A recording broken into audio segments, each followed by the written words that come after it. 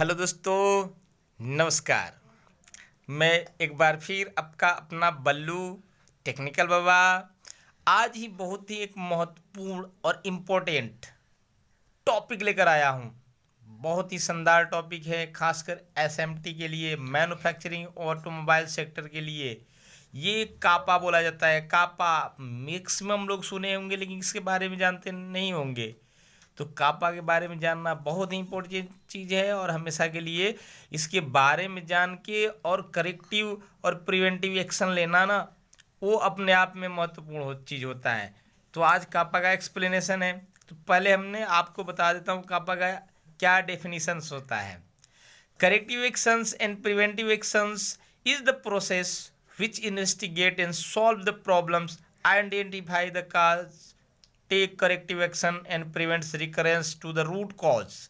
जी हाँ, क्लियर रूप से ये कापा है ना, करेक्टिव एक्शन है और प्रिवेंटिव एक्शन है, जो प्रॉब्लम को आइडेंटिफाई करने में और उसके कॉज को करेक्ट करने में, उसको प्रिवेंट करने के लिए होता है। या तो समस्या आए ही नहीं, यदि प्रॉब्लम आए तो उसको रिकरेंस कर लिया जाए, उसके बारे में जान लिया जाए। तो एक बार देखते हैं कापा में जो सीए होता है उसको कहते हैं करेक्टिव एक्शन और पीए होते हैं उसकी कहते हैं प्रिवेंटिव एक्शन। करेक्टिव एक्शन क्या होता है?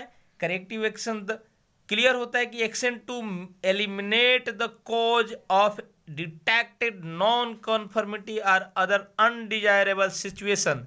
कोई वैसे चीज, वैसी प्रॉब्लम, वैसी समस्याएं जो नॉन कन्फर्मिटी आ जाती है, अचानक आ जाती है, सडनली आ जाती है, या ऐसे आ जाती हैं जिसको किसी को पता भी नहीं चलता है, उस टाइप के कॉज को एलिमिनेट किया जाता है। Preventive action to eliminate the cause of potential non conformity of other undesirable situations. Potential जो होता है, पोटेंशियल का मतलब ये हुआ कि पहले जिसके बारे में पता लगा लिया जाए कि ये प्रॉब्लम आने वाली है, उसमें किया जाता है। उस टाइप के एक्शन को प्रिवेंटिव एक्शन कहते हैं। अब इसका मेन पर्पज क्या है? जो इस कापा का जहाँ कहाँ यूज करते हैं, सबसे बड़ी मेन पर्पज है इसका, the ultimate purpose of CAPA is to assure to problem can never be experienced again. सीधी सी मतलब है दोस्तों मेरे, कापा का हम यूज इसलिए करते हैं कि यही एश्योर करना होता है कि कोई भी जो प्रॉब्लम आ रखी है या आने वाली होगी वो दोबारा नहीं आए, ताकि हमारी प्रोसेस, हमारी मशीन्स, जो भी है उद्देश्य है, जो भी पर्पज है, वो सारे एक्टिव रूप से अच्छे से काम करे। करेक्टिव एक्शन जो होता है और प्रिवेंटिव एक्शन क्या लिया जाता है, किसका रोल होता है? जी, करेक्टिव एक्शन में सिर्फ रूट कॉज को रोल में लेते हैं, जबकि प्रिवेंटिव एक्शन में पोटेंशियल कॉज होते हैं। थोड़ी सी रूट कॉज बता देता हूँ और पोटेंशियल कॉज बता देता हूँ। सीधी सी बात है ना, दो टाइप की कॉज होती है, दो टाइप की कॉज होती है। एक होती है रूट कॉज, दूसरा होता है पोटेंशियल कॉज। रूट कॉज जो होता है ये होता है रूट कॉज, दूसरा होता है पोटेंशियल कॉज। पोटेंशियल कॉज का ये मतलब होता है कि प्रॉब्लम आने वाली है। रूट कॉज माने प्रॉब्लम आ चुकी है, उस पे आप एक्शन क्या ले रहे हो। प्रॉब्लम आ चुकी है, उस पे जो एक्शन लेते हो उस रूट कॉज कहते हैं। और यदि कापा के थ्रू एक्शन ले रहे हो, जिसमें बहुत सारे मैनेजमेंट टीम होती है, एटडी लिया जाता है, इन सब में ले रहे हो, तो उसके बाद वो प्रॉब्लम नहीं आने चाहिए। यदि पोटेंशियल कॉज पे काम कर रहे हो तो सीधी सी मतलब होता है preventive action are those action which are taken on the potential cause to prevent occurrences. मतलब जो आने वाली, जो प्रॉब्लम आने वाली है उसकी समस्या पहले ही की जाए, उसको प्रिवेंटिव एक्शंस कहते हैं। अब एक्शन कहाँ कहाँ लेते हैं ये एक बार ना दोनों में कंपेयर करके बता देता हूँ। तो जो का होता है यानी करेक्टिव एक्शंस होते हैं, उसमें रूट कॉज भी लिया जाता है। और प्रिवेंट रिकरेंस होते हैं, मतलब प्रॉब्लम को दोबारा होने से रोकना। सीधी मतलब है कि प्रॉब्लम को दोबारा होने से रोकना, प्रॉब्लम को दोबारा होने से रोकना।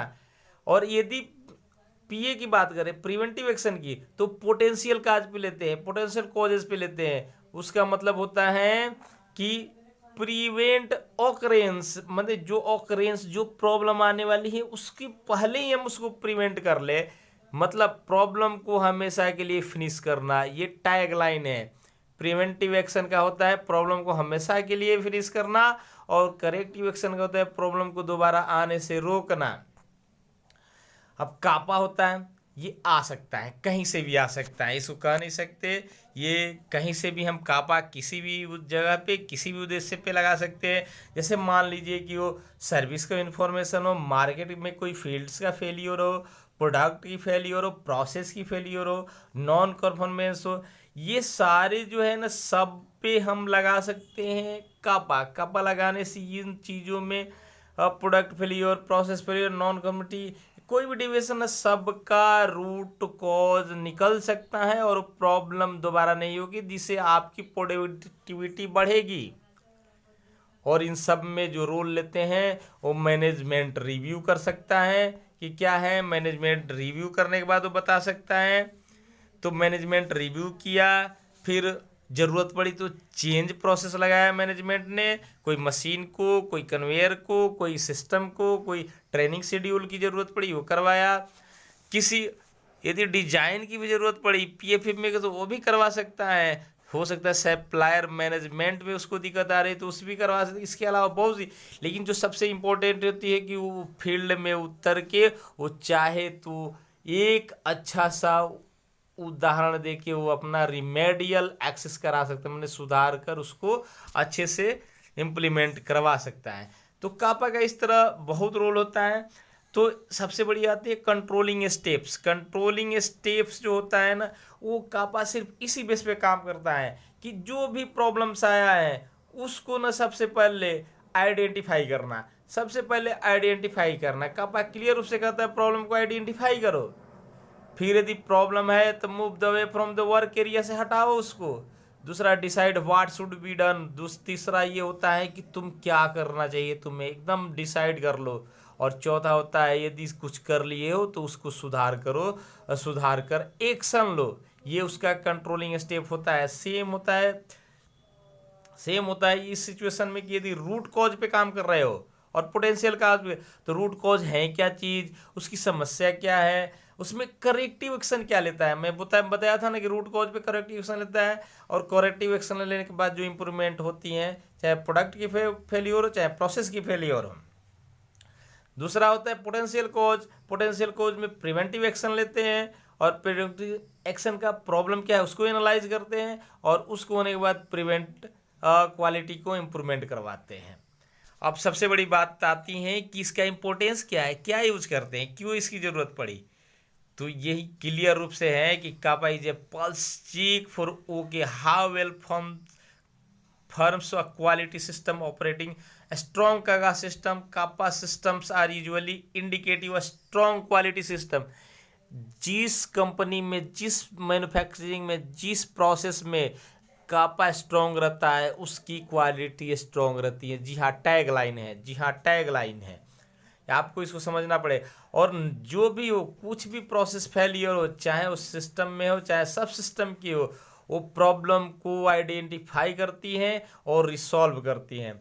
कापा is much more than just corrective action and preventive action. Just corrective से और प्रिवेंटिव से भी बड़ी होती है।